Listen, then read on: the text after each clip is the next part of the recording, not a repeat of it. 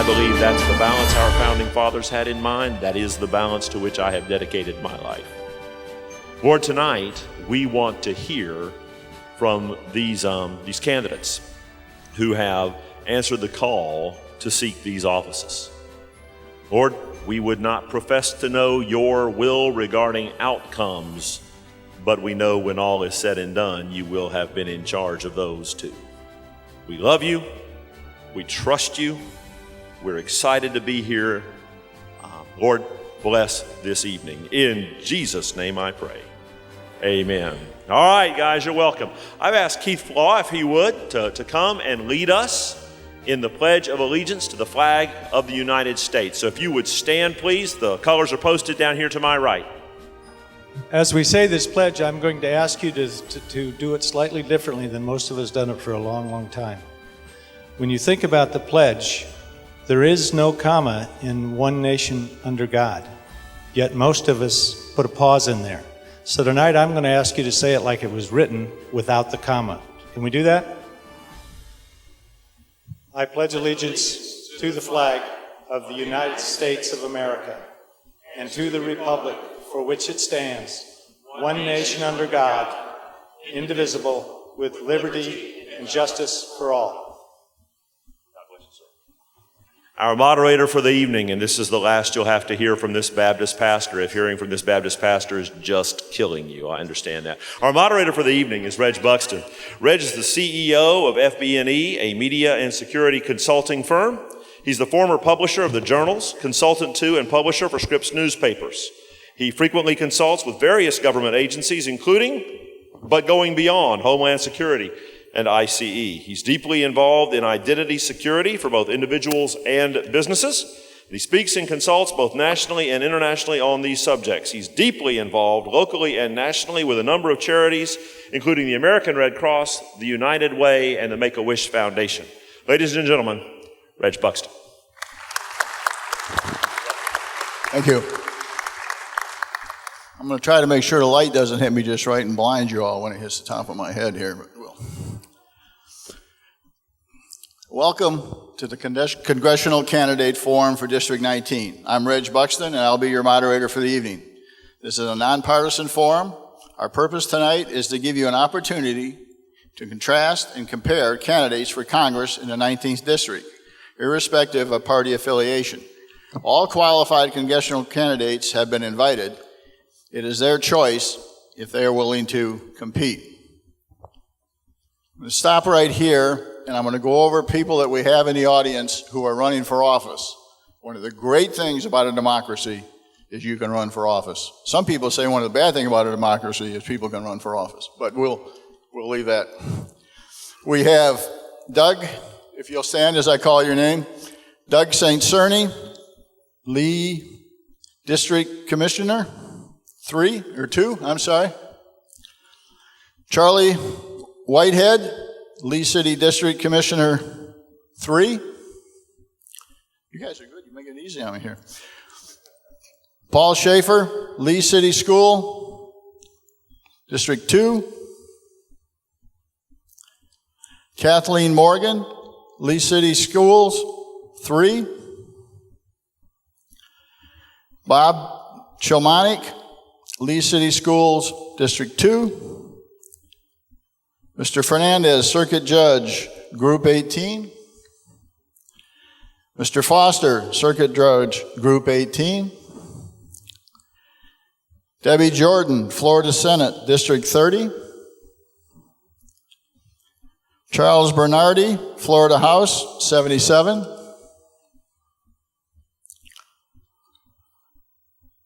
Heather Fitzenhagen, Florida House 78. I hope I got that right. If not, I apologize.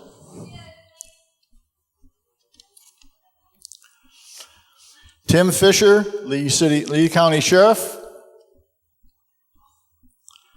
And Dr. Lewis Robinson, Lee Memorial Health System, District 3. Thank you.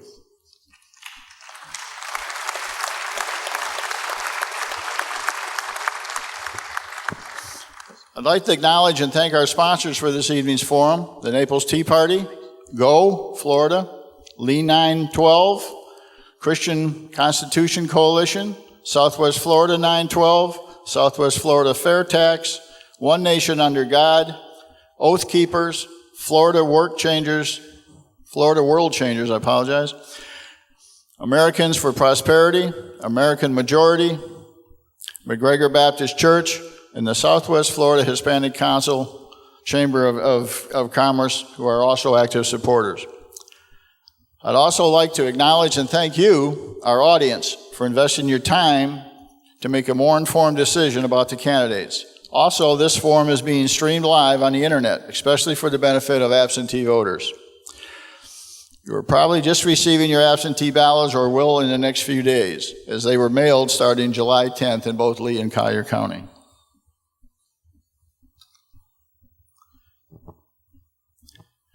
There are cards that have been passed out.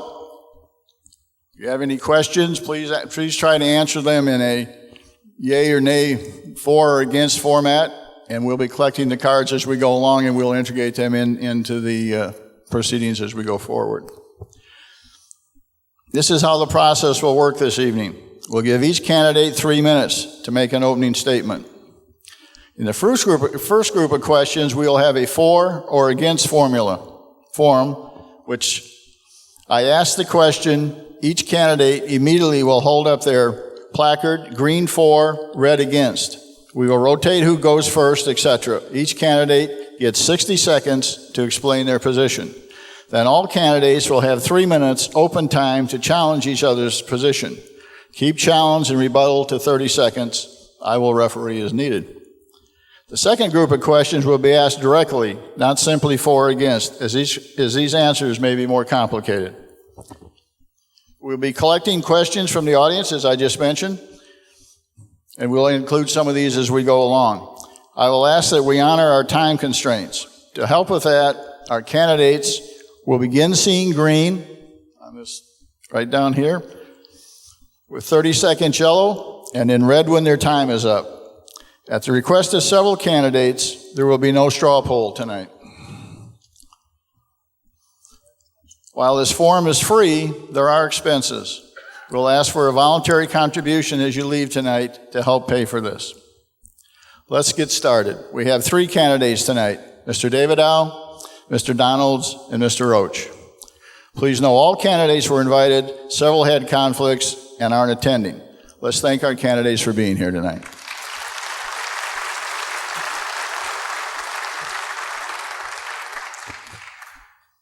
Mr. Davidow, 3 minutes.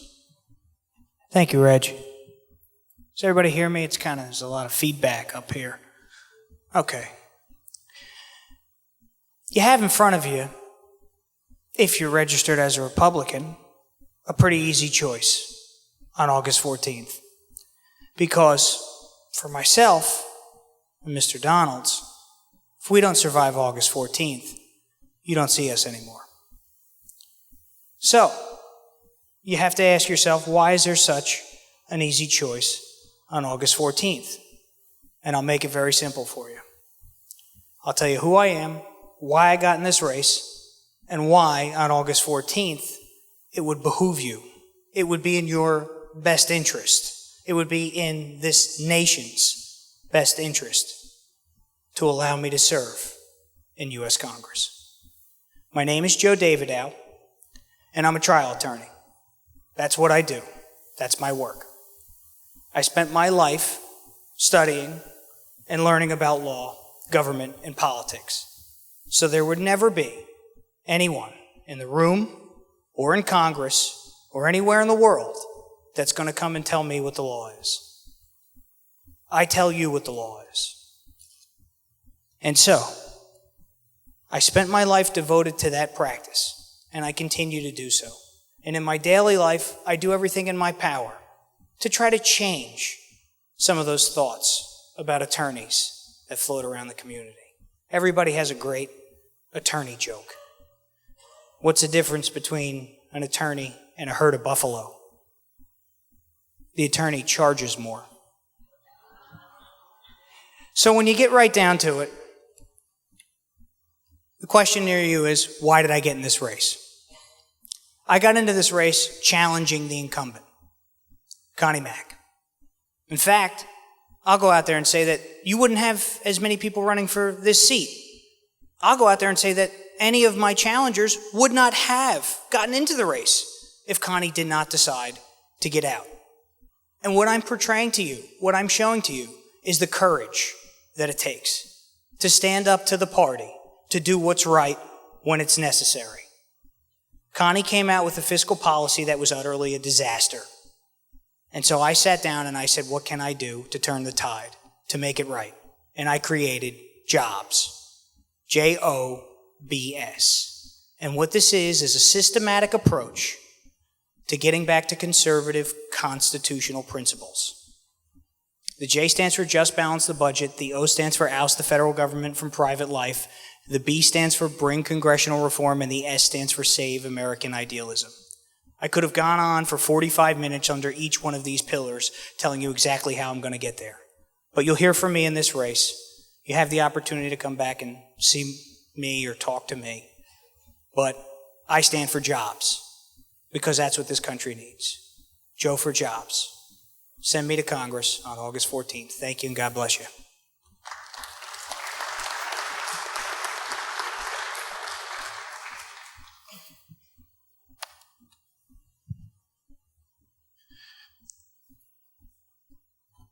Mr. Donald. Before I begin, I want to thank McGregor Baptist Church for opening up their facility to us, giving us an opportunity to come to the voters here in Fort Myers and making our arguments, making our case as to why any one of us should be your next congressman. My name is Byron Donalds. Obviously, I'm running for the United States Congress, but I'm in this race because we must have champions for individual liberty and limited constitutional government in America today. We need that right now. I mean, ladies and gentlemen, look at what's happened to our nation. We're $16 trillion in debt. We have $80 trillion in unfunded liabilities. Healthcare, no matter what you think, is a disaster and will continue to be one.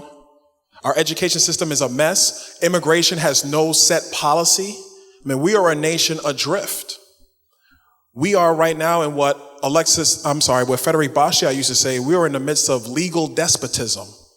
None of our citizens know what end is up. So what is required of us right now is a congressman who can do two things.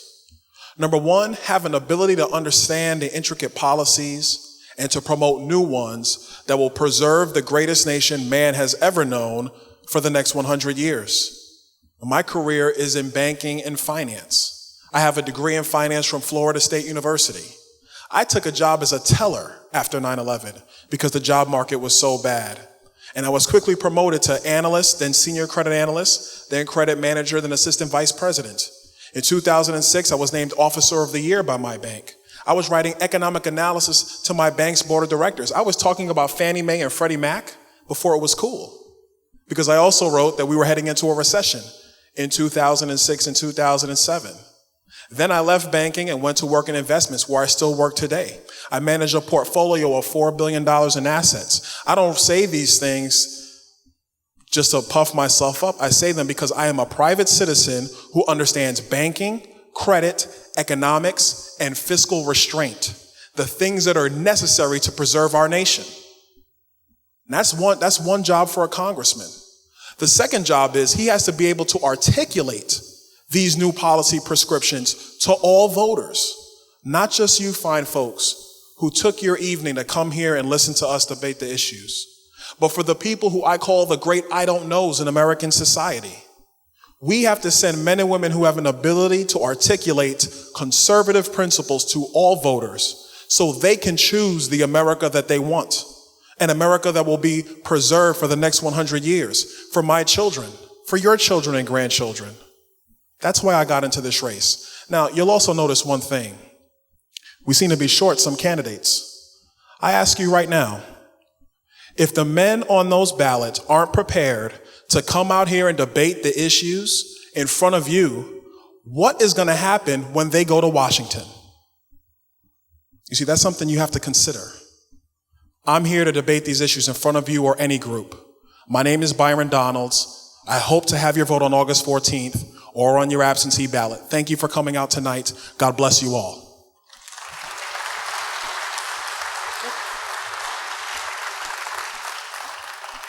Mr. Roach? Thank you. And thank you all for coming out tonight. It's important that you show up at forums like this so you get a personality and a feel for those of us running to be your representatives. And now that Byron spoke about the people that aren't here, it's a shame there's not more of us here, because it's important you see who wants to represent you. My name is Jim Roach. They always save me for last. I'm the guy that makes it a bipartisan forum. I'm the Democrat, and it's good to see all you Democrats here. Well, maybe not.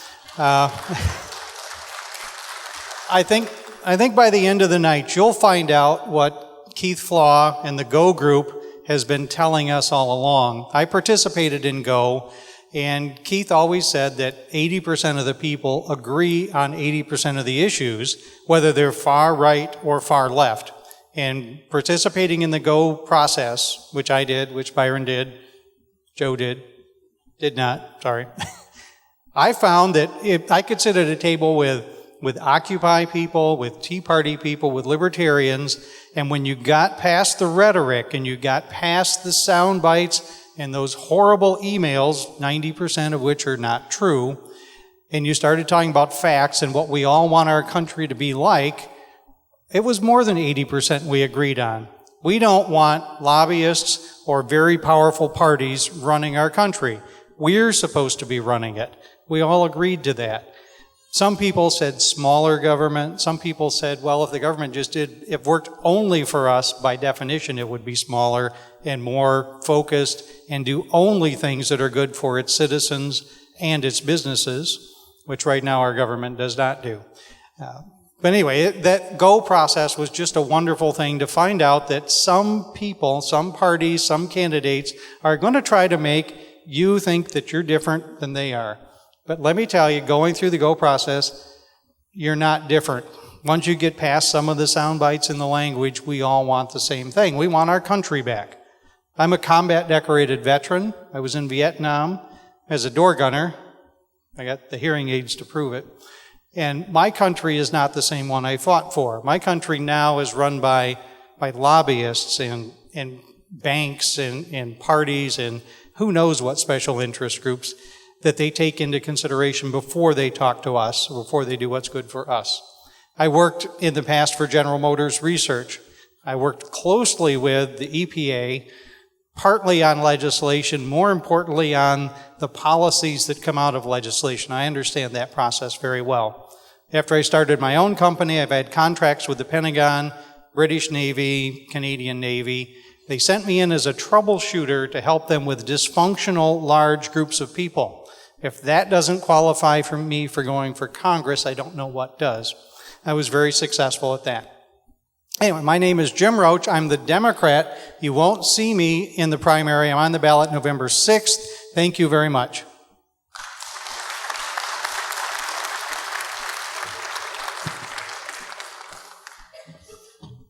Just to review, as we ask the questions now, the candidates will be asked, as the question is asked, to put up a green placard if they're for, a red placard if they're against, and then we will begin with the answers. First question is, would you vote for or against the immediate beginning of total withdrawal of all U.S. troops from Afghanistan?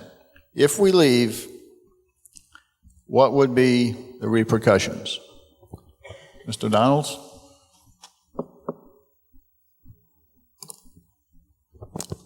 For or against removal of troops from Afghanistan. I'm for that policy, and here's simply why. We don't know what we're doing in Afghanistan. I don't think anybody in this room does. Frankly, most of the people in Congress don't know. There's no clear objective. There's no clarity there. And the longer we stay there, our troops, our men and women are going to be in harm's way. And we're doing this to protect who? Hamid Karzai? You know, the fact that we have an announced timetable for withdrawal really means that the Taliban are just sitting inside the borders of Pakistan, waiting for us to go home. I don't think that's a clear strategy at all for our military. If you're going to deploy the military, you deploy them to kill the enemy, and then you go home. I mean, that's what war is for. Listen, I did not serve in the military like Jim did, but I have an appreciation that our military should not be used haphazardly. And if you are going to deploy them, You deploy them with a specific purpose, not to build nations in Afghanistan. Frankly, the people in Afghanistan don't know Afghanistan's Afghanistan. So we need to have a clear policy. If we don't have one, it's time to bring our troops home. Thank you. Mr. Roach? Well, I agree with Byron, and having been in Vietnam gives me a little bit of a perspective on what it's like to be young and be shipped off to a war where your country, at least it seems like the majority of the people, aren't sure why you're there. And at least when I came back from Vietnam, we had an economy that would give me at least a job when I got back. These poor soldiers coming back now that we've pulled out of their careers and now their jobs are gone, they're coming back. And we have one of the highest suicide rates of our military people that we've ever had. And part of it is because we keep sending people into political situations and try to have a military fix for that. And it's just inappropriate. We don't need to be there. It's tough to pull out. I know it's hard, to leave something half done, but we just are not making progress there. Thank you. Mr. David O. I voted against it because a complete withdrawal at the drop of a hat would be absolutely the worst thing that we could do. If you study history at all, you'll realize that this is not the first time we've had troops on the ground in Afghanistan. In fact, we had them on the ground in the 70s. We were fighting a war through the CIA with Russia in Afghanistan. And what did we do? We dropped hat and pulled out. And we allowed for the fertile breeding ground for hatred and Al-Qaeda to exist. And so, for us to just pull out at the drop of a hat, history will repeat itself. We will allow that curtain of hate to grow again, and again, and again, and again. Now, I'm not one for just whimsically sending our best and our brightest to go take bullets for some reasons that are unbeknownst to the general public. No, I think you need to have Congress make those decisions. But to just pull out because it sounds like a great idea is actually a horrible one. Thank you. This is a question from the audience. Would you vote for or against the constitutional amendment to overturn Roe versus Wade? Roe v. Wade.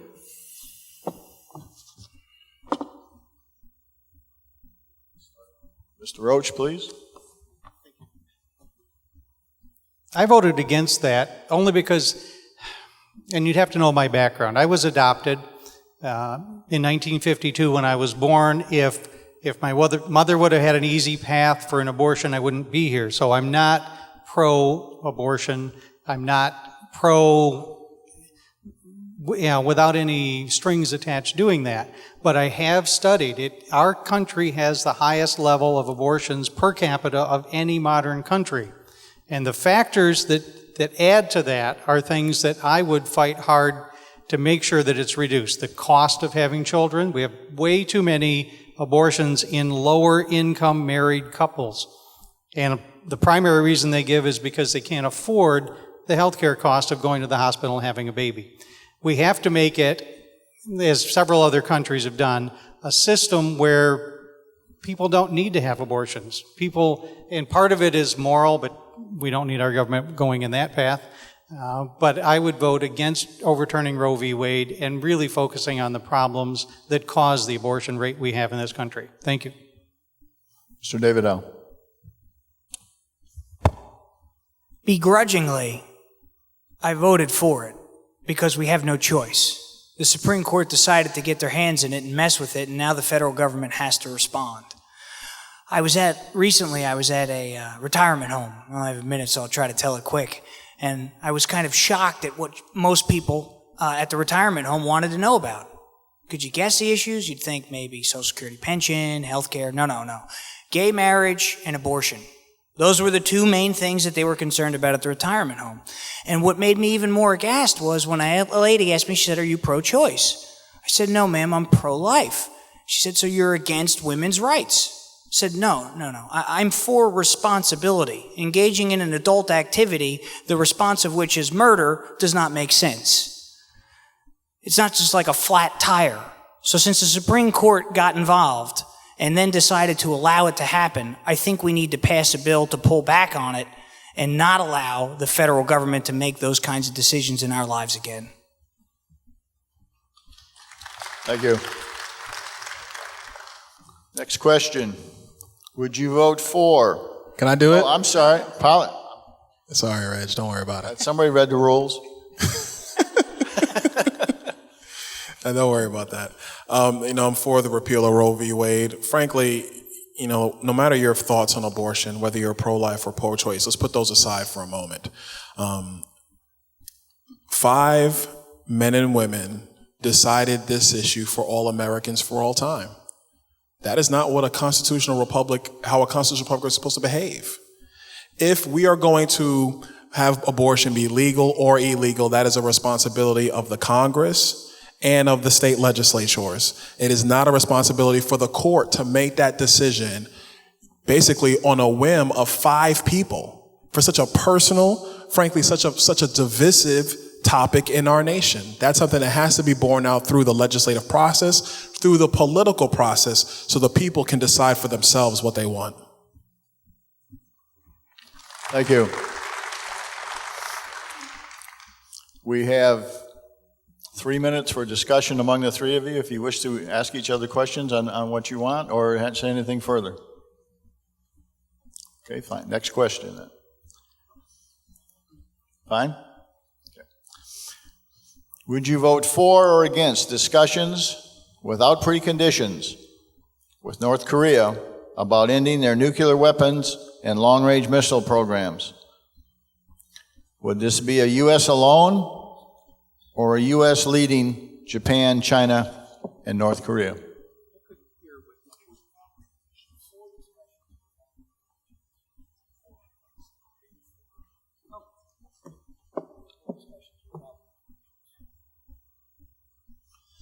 Mr. Davidow. If there's one thing that you realize, even from life experiences or a brief study of history, there will always be people who hate. They will always exist. Evil will not just dissipate from the world. And so, if we are to be the nation of good, we cannot sit down at a table with a nation of evil and make everything's just going to be okay. We just think that you're just not going to hate anymore.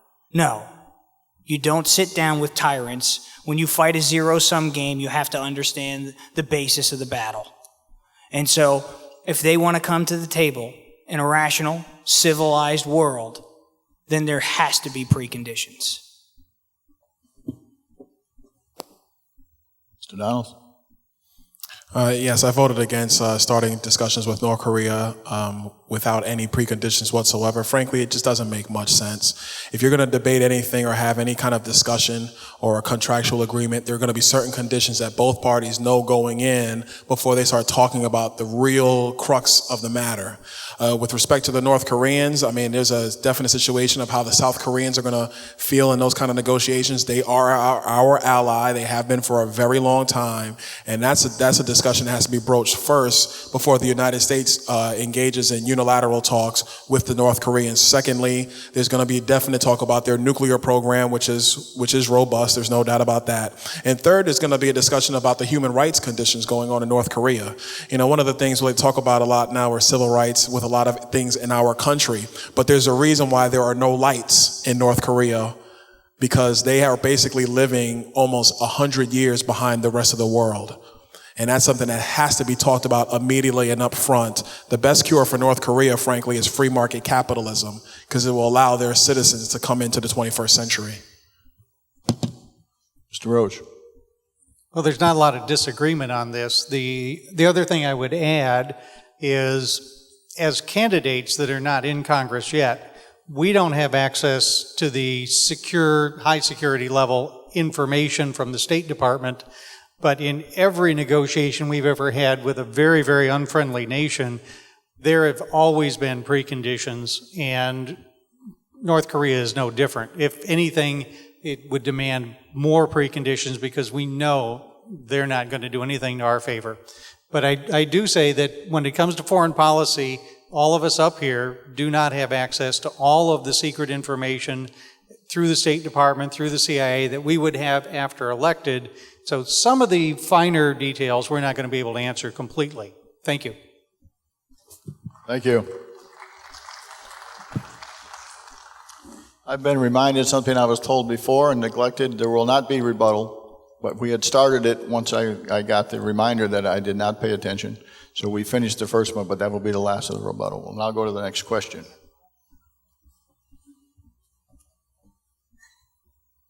I bet you nobody thought we'd get this one. Would you vote for or against repeal of the Affordable Care Act?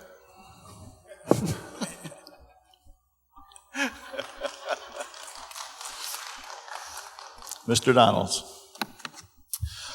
For the repeal, I think the repeal will happen if Mitt Romney is the next president of the United States and we have 51 senators in the Republican Senate. Hopefully that the will of the people is done in those regards. I think it can be done through reconciliation. But, the big talk in Republican politics right now is repeal and replace. Well, let's talk about what the replace is. Number one, I think it needs to be patient-centered healthcare reform. Everybody needs to buy their own insurance with their own money because that is what actually lowers the cost of care or any product you want to discuss. The approach that the president took is the wrong approach because it centralizes the authority in Washington and the costs will skyrocket because there isn't a government program alive that the costs have not skyrocketed. I mean, it's the one thing you definitely know the government is going to do is increase the cost past what they tell you they're going to be. I think we have to go to patient-centered approach. You get rid of the tax deductibility for employers. You give it to the individual so everybody can compete in the health insurance market by themselves. That is what will create the innovative products we need to have a real healthcare system in America. Mr. Roach? I did vote the other way, didn't I? I brought the Affordable Care Act up here with me. It's not this tall. It's roughly, 60% the same as the Republican bill in the mid-90s. It is patient-centered. And yes, I would agree that if we want to sit down and have a discussion about it, like we did in the Go forums, it would be a very good discussion to have. I watched Republicans and Democrats sit for a year and write this bill. In fact, I've studied healthcare for 10 years. Healthcare, by the way, is the largest driver of our deficit. I don't mind that we want to change it. I think we should discuss it. But the odds of getting another bill, because we can modify this, we could discuss this, fix it as needed, but getting another bill past the insurance lobbyists and the drug company lobbyists that actually has as many good parts in it as this does, then I would say let's keep this and fix it instead of have to have something bad just because it was Democrat or something bad just because it was Republican. They both wrote this. They just want to take credit for just one party having it. Thank you. Thank you. I voted for the repeal. And the reason why, when it comes right down to it, you have to understand the system under which this bill was passed. We are a federal system. The federal government sits outside of the states. The states should remain sovereign down to the people.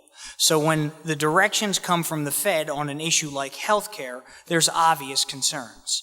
That, to say the least, if this was actually about healthcare, what you would have passed was a single payer act, so that all of the money went to the Fed and the Fed makes all the allocations. That's not what this bill does. This bill is a reformation on how insurance is paid, and it has absolutely nothing to do with healthcare. And so when you get right down to it, I have to systematically disagree. The 2,700 pages aren't going to make your healthcare any better. There are plenty of ways in a federal society how you make healthcare better. Putting the control under the auspices of the federal government is not one of them.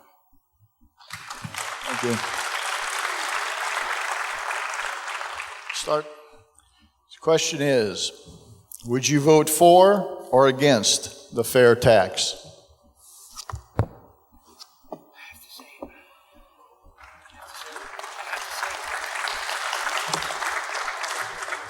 Mr. Roach. Thank you. I think we all know our tax system is one of the most convoluted. It's approaching 100,000 pages now. And if you can afford a good tax accountant, then you pay less tax than people that just work for a living. It doesn't work. It picks favorites in our businesses. It picks favorites in our citizenship. All it does is make people feel bad. It's one of the most convoluted systems I've ever seen. The fair tax, on the other hand, is, and I've read a lot about this, is a very good start on a system that is fair. I don't agree 100% with fair tax at the high end, but there's easy little tweaks to do that. But we have to reform our tax system. The system we have now is just, it's ruining the competitiveness in our country of our businesses. The overhead is incredible. We just don't need it. So I would vote for the fair tax. Thank you. Mr. David Al. The current tax system, and especially under the Supreme Court decision, has made it basically an avenue for tyranny.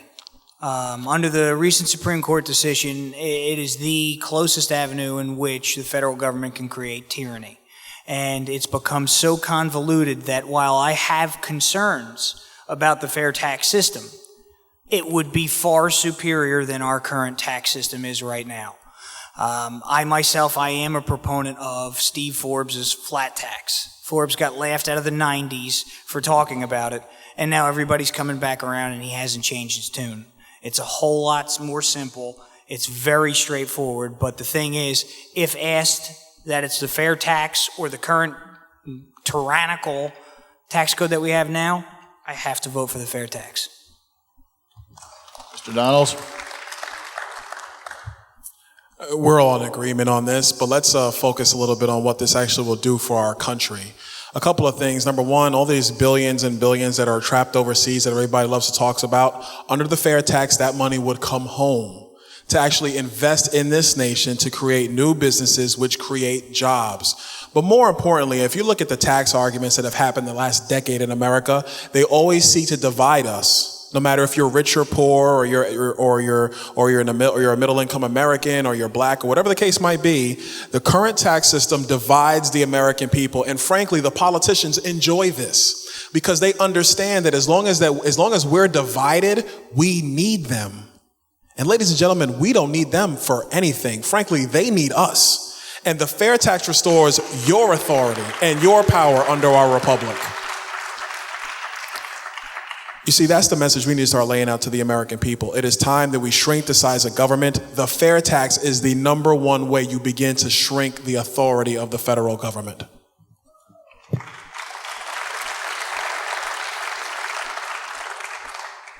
Next question. Would you vote for or against continuing to spend federal funds on the operations of the United Nations?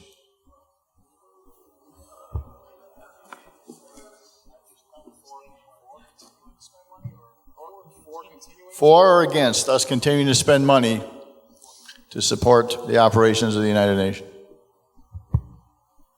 Mr. David Al. I think as global leaders that we need to be a part of global organizations. If we're not a part of them, then they can do whatever they want and we have no clue what's going on. That being said, I'm not a big fan of the current direction of the United Nations. And so I think what we need to do instead of just not being a part of it is actually be a part of it and fix whatever it is that they're doing, or then we start to put in less money. We're not going to give you as much time. But for us to, again, pull out and not have the presence necessary that the United States should take, that greatly concerns me in allowing what would be going on when we're not there. When the cat's away, the mice will play. Mr. Donalds? I agree with Joe's analogy, but real quick, the UN doesn't have any money if it's not for us. So, I mean, they can play all they want. They'll be playing with nothing. The problem with the UN is we only have one vote.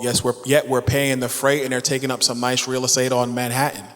We could frankly take that back, put up nice high-rise condos or whatever the case might be, build a couple Freedom Towers if we wanted to, and the Mayor Bloomberg would have all kind of fun with that piece of real estate. But furthermore, I think we need to take a relook at everything that we're spending for outside of our nation. Frankly, we don't have money, and since the UN decides to do silly things like this Treaty of the Seas and this new gun treaty and this child rights policy that no American, frankly, that I've met supports, or very few supports, that subverts our sovereignty here in America. It's time to take a look at the UN and spend far less money on that enterprise than we have done in the past. Thank you. Mr. Roach? Thank you. I voted to stay in the UN to keep paying our dues. I realize we pay more than our share. I would fix that. But we have to maintain a presence in something that's not a war with the rest of the world. They're growing, they're changing. The UN is one of the few places we can sit down and discuss, not always pleasantly, but we can at least discuss things without having to send troops. So I would support staying in the UN. Thank you. Thank you. Next question, another Florida question. Would you vote for or against protecting Americans' right to import affordable and safe medicine from Canada?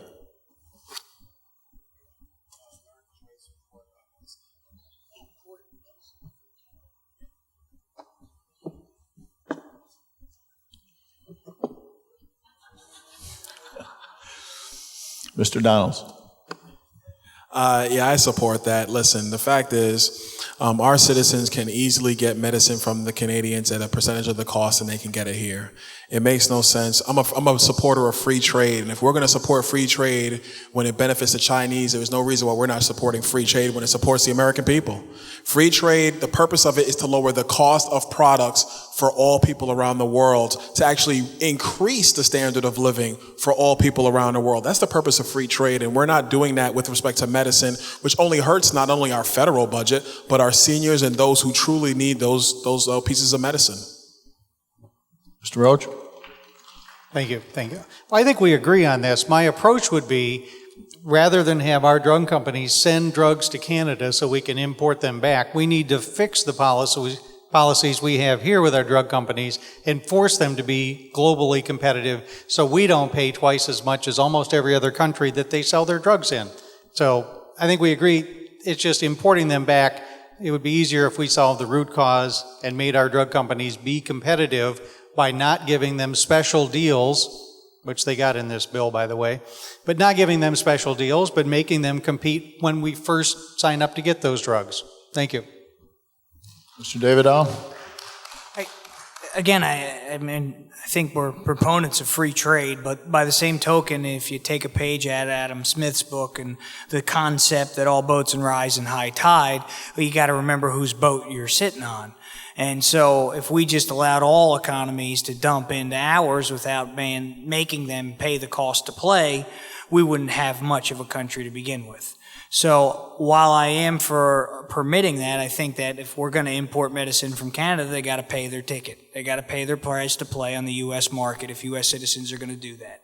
I'm not for subsidies. Subsidizing is a perversion of free markets. So you can allow your citizens, and rightfully so, to seek better products in other locations because competition will make it better. But here again, you have to remember whose boat we're on. We're all in the United States. So we don't want to start losing profit share as a result of just allowing the influx of all free economics from the rest of the world. Thank you. Do you support eliminating or continuing the Department of Education and the Department of Energy? And in each case, why?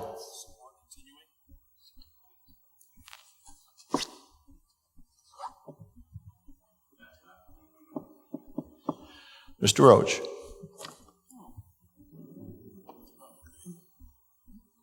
That's never a good start. But no, I've worked with the Department of Education before. It has crept way beyond what its initial intent was. The Department of Education should be, at a federal level, something that looks at the incubators in 50 states and says, wow, Texas is doing something good. Well, maybe not. Or New Jersey's doing something good, and pass that on to the other states.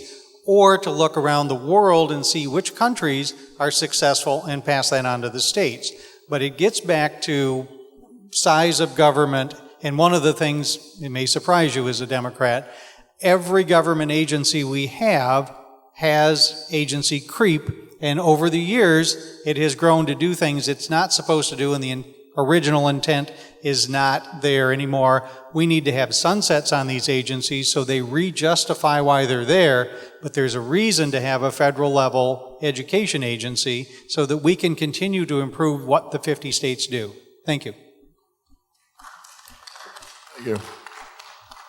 Mr. Davidow. Jim, I agree. I think there's a lot of creeps in those agencies.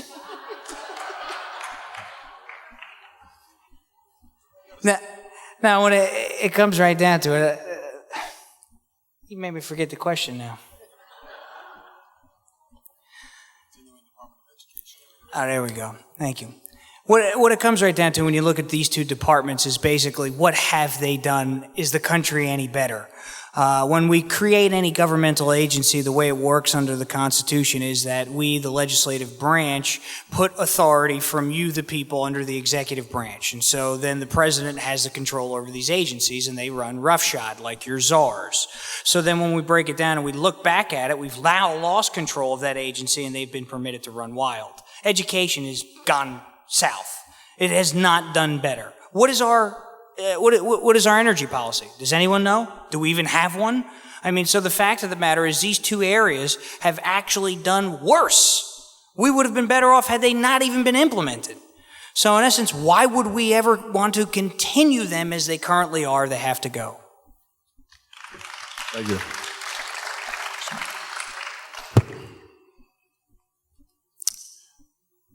The reason why our Constitution gives the federal government enumerated powers is because the framers understood that when government starts to do something, it just keeps doing it and it goes outside its original mandate.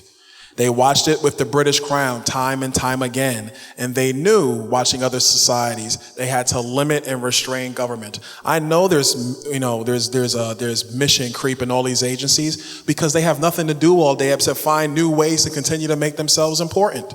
Listen, the Federal Department of Education. The Federal Department of Education has no authority to tell us how to educate our children, and frankly, that is what they do today. And what they end up doing is giving our states federal grants so they can balance their budgets in exchange for, well, we think you should do this. When frankly, the state legislature, they don't know, and the federal department definitely doesn't know. Who knows are the teachers in those classrooms? Can I take a little bit of liberty because I want to talk on energy real quick. The reason why we need to have an energy policy, and it's very simple. They just discovered 3 trillion barrels of oil under federal lands in Wyoming. 3 trillion. Half of that is recoverable. That is more energy, more oil than the Middle East combined. Furthermore, with what's going on in the Bakken Reserve, we have about $1.4 trillion cubic feet of natural gas. Then you can actually restart our nuclear domestic program and go to small modular reactors. That way you don't have to build a $10 billion Turkey Point reactor. You can build small modular ones, the same ones our Navy swam around the ocean with on our nuclear subs. We have everything we need for a robust energy policy, but why don't we have one? Thank you.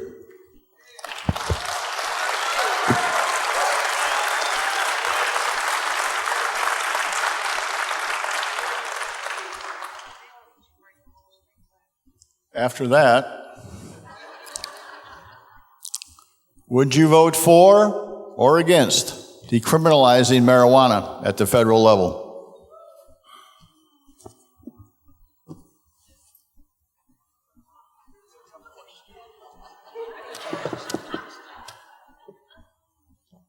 Mr. Donald. Me or David Al? Yes. Yeah, I'm sorry, David Al, yeah. This is part of what I do for a living. I'm a trial attorney. I do federal criminal defense. I've seen clients who have terrible drug addictions. I'm not happy about the fact that there are some draconian penalties for having marijuana, but here again, there are also non-draconian penalties. I don't think we need to be putting people into custody for any great length of time for something that is currently illegal that really has no major repercussions on the system.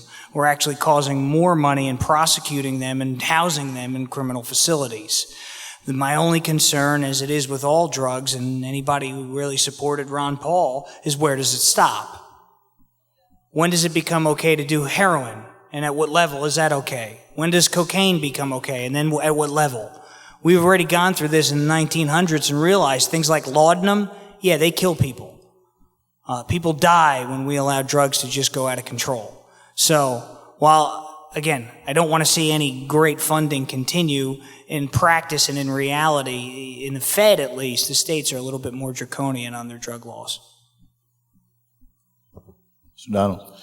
I'm going to keep my answer brief, especially because of the last answer. But one thing we got to understand is that federal law does not cure the human condition. It does not. That's what churches are for, that's what families are for, and that's what communities are for. You know, I understand the arguments for decriminalizing marijuana at the federal level. There's some solid arguments for it, but that really is where you begin the moral arguments with the American people, and I think that's something that has to be a national discussion before we even make that stand. I mean, it's something I still struggle with. I think about it on both sides, and it's really a discussion for the American people if we're going to make that step. Mr. Roach. Thank you. And I've looked at this issue for quite a while, and yeah, my last name's Roach, but I don't smoke marijuana. But we do spend an inordinate amount of money jailing people that could be working, paying taxes. You can't use the slippery slope down to heroin any more than any other, alcohol doesn't lead to heroin either. We have people that use that in this country. We have people that shouldn't be in jail, they should be working. A lot of other countries have looked at going into decriminalization or even legalizing it. It doesn't add anything to the number of users. What it does in our country is bring a lot of guns and a lot of money going back across the border in Mexico, paying for those guns, because our demand for marijuana in this country is ridiculous. So if we legalize it, we get more taxes, we get people out of jail. It doesn't change the number of people using it. It's something that if we did that at a federal level, decriminalized it, I still would support allowing the states to choose how they implemented it. And if a state really didn't want to do it, it is more a state's right to do that. Thank you.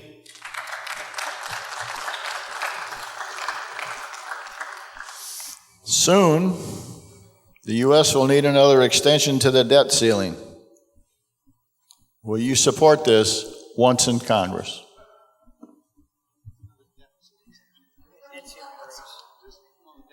Debt ceiling.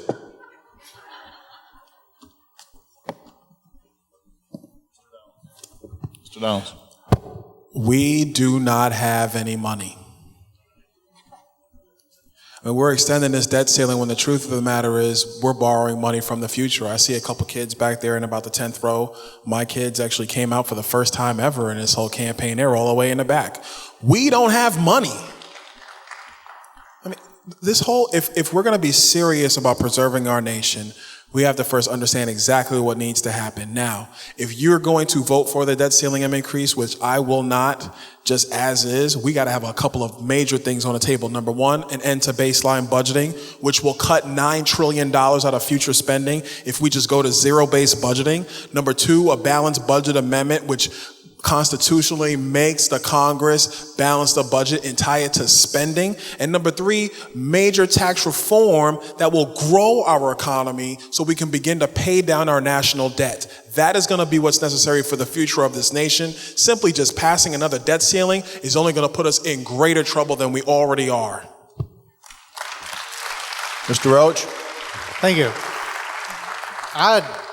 We had different colors up, but we have the same answer. Yeah, I think we're going to have to extend the debt ceiling just so we don't fall off a cliff with our retirement savings, but it has to have attached to it that we stop the spending the way we do it now. We have to have a balanced budget amendment, except in case of war. We have to cut spending, and more importantly, we have to get Washington back in control of you and not the lobbyists that are increasing spending for their companies and not you. So I would vote to extend it, but only with very, very stringent controls that we do a balanced budget and we fix the spending because it's out of control. Thank you. I don't generally like doing this, but I have to rehash the old question, Jim. I have not had one client who was a defendant in a drug case that said, oh yeah, I'm fine with cocaine and heroin, but I don't touch alcohol. I just don't use it. No, I couldn't do that. That has never occurred. So, in essence, it's the addictive nature of the personality, and Byron had it down. It comes back to the person, the family, the structure that that person has. But moving on to the question at hand. Now I lost it again. I'm lost. Here's a very easy thing for you. It's killing me tonight. Here's a very easy thing for you. This was the description of the debt ceiling. You ready? You come home, you realize the sewer line's backed up, right? You get to your house and you have sewer. You have sewage all the way up to your roof. Now you have two options. You can raise the ceiling or you can pump the out, okay? I'm in a house of God. The point is that throwing more money at the problem is not going to fix it. Throwing more money at it will not fix it. There are ways to get there. And we've elicited a lot. JOBS is one of them. Thank you. Would you vote for or against term limits for U.S. representatives and senators? Thank you. Mr. Roach. Well, that's an easy one. Congress and the Senate has the lowest approval rating they've had in years, yet we re-elect 90% of them every time they come up for election. The system obviously doesn't allow us to get them out, because I know I don't vote for incumbents if I don't know them personally, and actually sometimes I vote against them anyway. But we absolutely have to get people out of Congress. It's not a career, it's a service. I'm familiar with that. I served in the military, served our country. So we have to get that attitude back in Congress. It's a service, not a career. I think personally around a 10-year term limit would be great. You wouldn't get any retirement to speak of. By the way, those of you that think you get your retirement for life, that's never been true. But I think 10 years is about long enough to get good at the job and short enough to keep the career people out. Thank you. I am for term limits. I played water polo in college. I was a swimmer for a long time. And one of the things you learn in water polo is that sometimes you have to take a stroke back before you can take two strokes forward. And so, in essence, we've had the term limit plan on the floor for a long time, and we haven't been able to get it passed. Legislation's no different. And what I've developed is what I call marginal term limit amendment. And what that does is to assuage some of the concerns that you might have about term limits, so that it's no longer a strict ceiling, it's a ceiling of a percentage. So once you hit the terms that are on the strict ceiling, you can run again, but you have to win by a greater percentage of the voting mass. And then in essence, they'll say, well, I don't like that. Okay, then we vote for the regular term limit amendment. But we're going to get there one way or the other.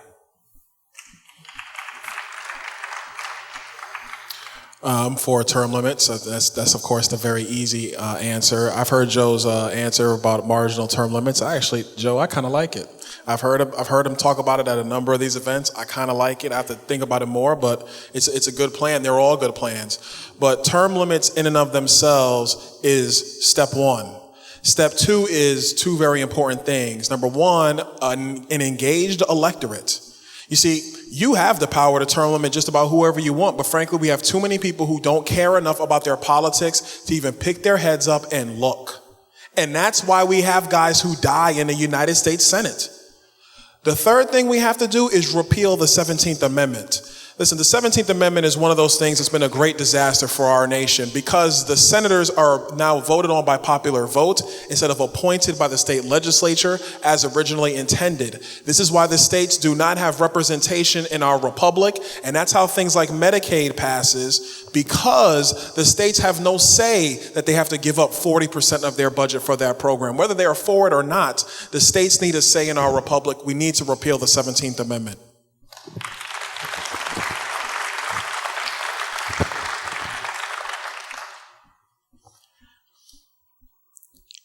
Would you vote for or against continued federal funding of Planned Parenthood? Planned Parenthood?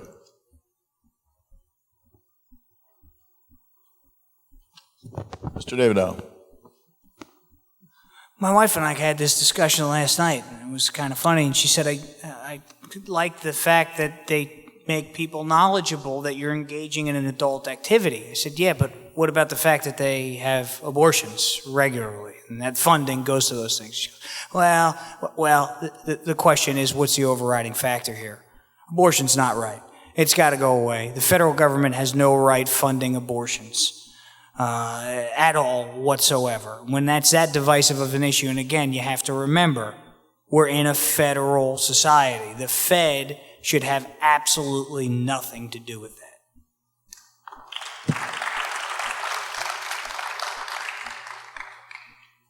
You know, I agree with Joe on that. Listen, we don't have money. We talked about this a couple questions ago. We don't have money. We shouldn't be funding Planned Parenthood. And frankly, there's a whole lot of things we shouldn't be funding in the federal government because it's not enumerated under the Constitution.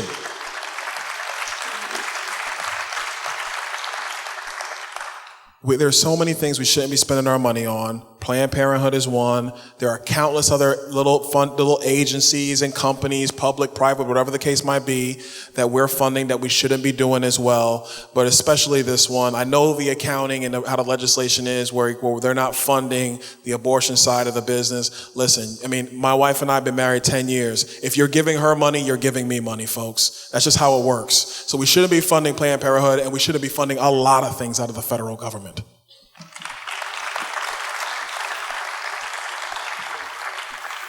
Thank you. Actually, I would continue funding it temporarily until we could sit down and solve the problem in this country. It just makes me sick to think that we lead the modern world in the number of abortions. I do know in modern countries that have outlawed Roe v. Wade, made abortions illegal, it has not changed the number at all. We have deeper problems than that. That's like saying if we took guns away, that would solve the violence problem here. It won't. It has nothing to do with guns. We have to sit down rationally, get beyond pro-life, pro-choice, and look at what it takes to solve the problems we have in this country with our unborn children so that we can protect them. There's nothing anybody wants more than to stop the number of abortions. But some of the things on the table just don't make sense to do. We have to look at the factors that decrease them, do more of that, look at the factors that increase them, and do less of that. Thank you. Next question. Would you vote for or against the District of Columbia having voting representatives? Mr. Donalds? The District of Columbia is a federal enclave. They do not get congressional representation because they live on the land of the federal government. That's how it was written. You know, it's funny, when you're in D.C., they have these license plates that say taxation without representation. Move. You live on the federal enclave. That's why you don't get a congressional representative. You should not get a congressional representative. The Congress is like a super city council for them. So, no, absolutely not. Mr. Roach? Yeah, I would agree. I mean, that's an easy one. You know, it is federal land. I can't add anything to what Byron already said. I don't need to waste any time. It's a joke. You mean who's there, or whether they should have representatives?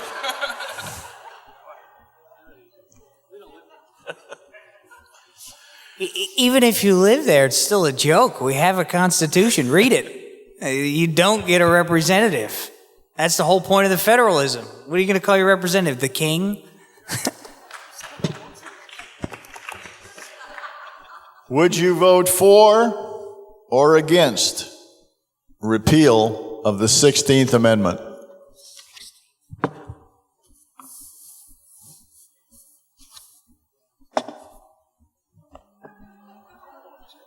You only got two colors, Mr. Roach. Mr. Roach? Good. I didn't bring my pocket amendment guide with me. But yeah, we already said we like fair tax. It's obvious our income tax system is broken. Sure, get rid of it. It doesn't serve a function anymore. There's other countries that function just fine without that. Repeal it, let's go on, do something that's better, simpler, and more fair, and gets our economy going better. Thank you. Mr. Davidow. I apologize, I have to change my vote because I am a proponent of the flat tax, and the flat tax is income-based tax, and it's a straight number. So I do think that a flat income tax is good. However, under the current tax code, again, like I said, I'm for anything but it as of right now. Mr. Donalds. The 16th Amendment is, in my opinion, the second amendment that needs to go after 17. Frankly, it was foisted upon us by Woodrow Wilson, our first great progressive president, and it's been a disaster for our nation. Like most things with respect to federal agencies, it started all nice and cute, 1%, then it ballooned on us, and now our people are just conditioned to dealing with the income tax, when the truth is, it's your money. The government has no authority to take it from you because you earn it. I'm not helping you earn it, you do. So you keep it. And when you spend money, then we'll talk about federal taxes. I want to transition real quick because Jim brought up a very important point about what's going on in our nation. I was at a meet and greet, and it was a Jeffersonian Bible came out, and the gentleman showed it to me, and I was flipping through it, and here's a passage out of the Jeffersonian Bible. It says, if we ever expect to restore the lost spirituality of public affairs, politics and religion must be riveted together in our thoughts. The separation of politics and religion results from the distinction of secular and sacred. Both words have been ruined and will be regenerated only when we discover that the feel of both is the same.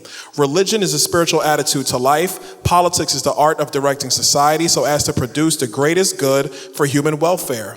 Religion is the principle of a right attitude. Politics is the application of that principle to human needs. The two are inseparable. This is Thomas Jefferson, who quote unquote says we have a separation between church and state. In my opinion, thank you, Mr. Donalds. We let that go because we happen to like Mr. Jefferson. This is the last question.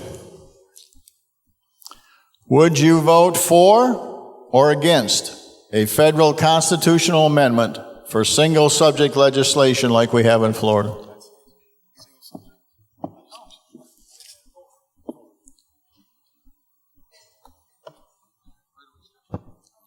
Mr. Davidow. This falls squarely under Pillar B of the JOBS, and under B, the goal here is to bring congressional reform, and this is one of the main things that I want to see get done. One of the biggest problems is that you get a good bill that people want to vote on, and then you stick a rider on it, stick some pork in it, and then, send it to somebody else's district. You can't do that. That's part of the problem. That's part of the makeup of the House of Congress that's caused us to be in the quagmire that we're in right now. So one of which is fix the bills, single subjects. The next thing I want to see, and I'm getting a lot of pushback, but I think it can happen, I don't want open tally votes. The vote opens and the vote closes. You don't find out whether it's passed or not, so you don't get these token votes by party lines. If you didn't vote when the vote opened and closed, you get 3 strikes, and you're brought up on summary dismissal by the House as you should be. Sent back to your district in shame. Mr. Donald. I'm definitely for that. It's absolutely necessary. Half of our problems, like things with the National Defense Authorization Act that I spoke with one gentleman in the lobby about, is because of this very thing. You got to have one subject for these bills, and everything associated with that bill has to be under that subject strictly, not in just some broad-based funky reasoning. So that way the people know exactly what's passing in these bills. To go back to Thomas Jefferson, one other thing we need to do is have a 12-month aging process with legislation. That's what he supported, so that the Congress will know exactly what they were passing and the people will understand exactly what they were passing, because they had 12 months to read it, understand it, and think through the impacts of that kind of piece of legislation. If we started doing that, number one, the Congress wouldn't run amok, but number two, we would have sound policy because the people would know exactly what's going on. Mr. Roach. Thank you for staying under your time. Well, it's obvious that we have bills that have just hundreds and hundreds of different items in them that aren't related to the subject. And I don't want to read in the transportation bill that they stuck something in where the IRS can tell Homeland Security they can take your passport away. And I don't want to read that on page 400 of the bill.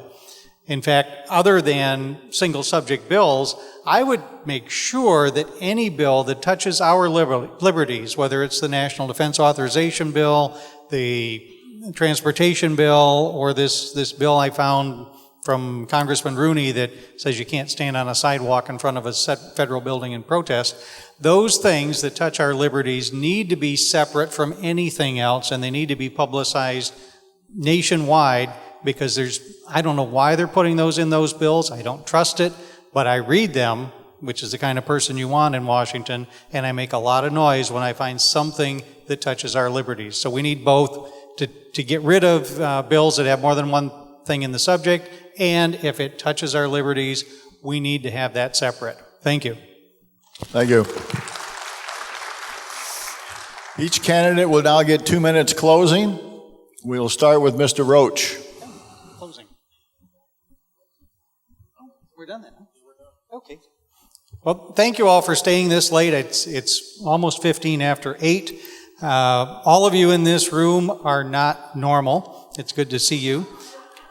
If you think of the 696,000 people in this congressional district that should be worried to death about who's going to run the country, who they're going to elect to Congress, this room should be full. There should be people standing in the lobby, because this is where you get to see who we are and what we believe and what we stand for and how we react to your questions. The other sad thing is there's a few other congressional candidates that aren't here to take part in this also.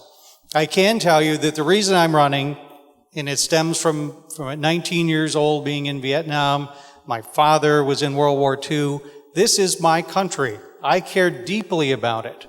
And whether you're a Republican or a Libertarian or an Independent or a Democrat, it's the person you elect that is honest, that reads the laws, that will do what you want.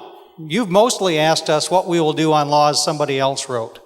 But what you really want to do is think whether or not the person standing up here is going to be the person that's going to do what you want.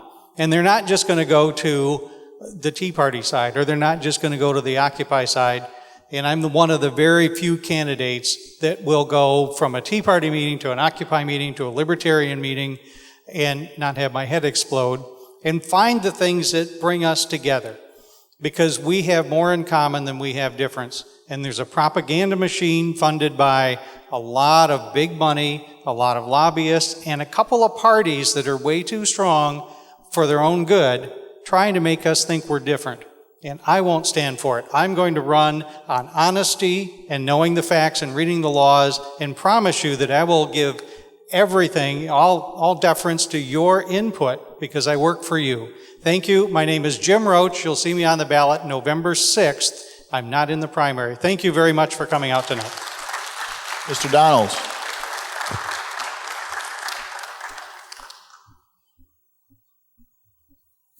I want to thank you all for coming out this evening, listening to us talk about the issues that face our nation and what we're going to do about them in the next Congress. There's 6 gentlemen on the ballot in the Republican primary. I'm one of them, so is Joe. Funny, we don't have the other 4. You know, one thing that's very, very important is that in the Republican Party, we lack leadership.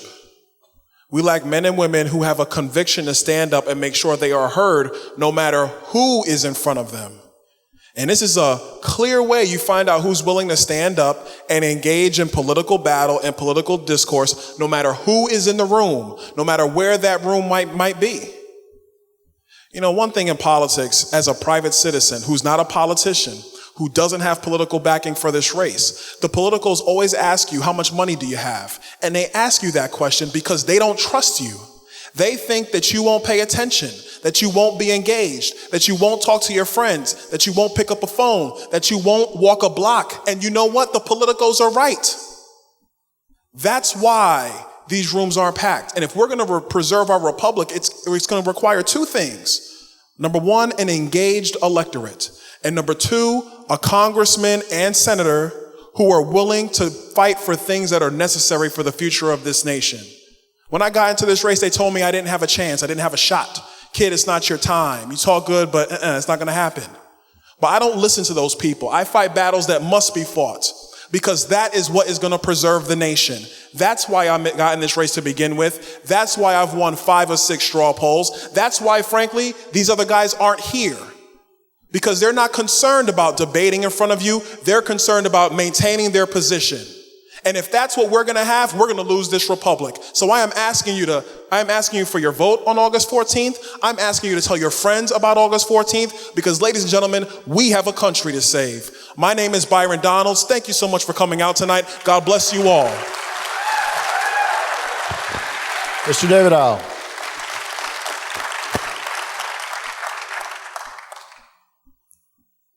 I had a law professor. I hated her guts. She was a little old lady, and she was nasty. I mean, mean. Made you read everything. Made you get up off your rear end and go look at the book and open it. And let me tell you something. I love her every day for it. Nobody else prepares you for the practice of law like she did. And so when I tell you that I'm running for Congress, and I want you to give me your vote on August 14th, I'm telling you this because I want your trust. I want you to know that when there's a rider on a bill, even though I've done my best to get rid of that, and that rider says something along the lines of Public Law, Section 1, remove a comma, add an and. Yeah, I'm going to go pick it up. I'm going to go look at the law. I will find out what has been removed and what has been added. I will do the work necessary because I already know how to do it.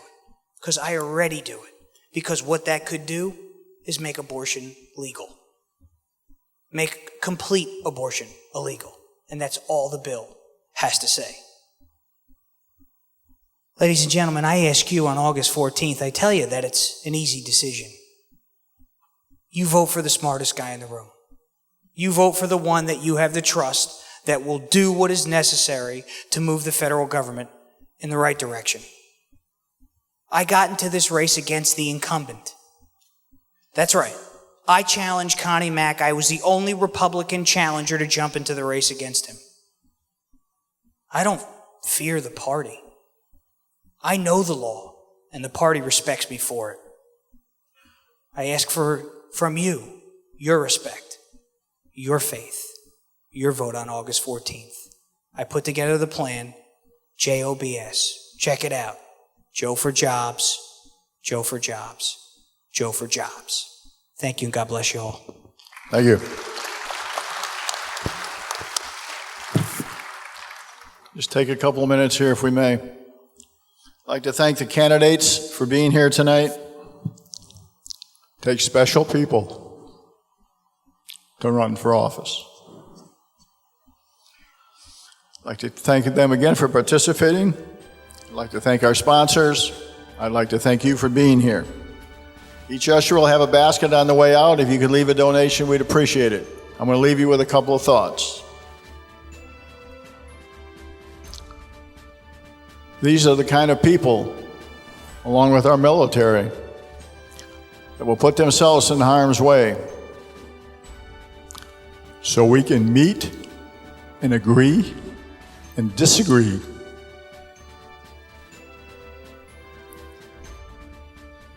Without fear of reprisal. We can change our elected officials if we don't like them. We can change laws if they're bad enough. But the greatest thing about this country and the United States of America is that we can meet like this. We can worship in the house of our Lord and our Savior Jesus Christ without fear. Good night.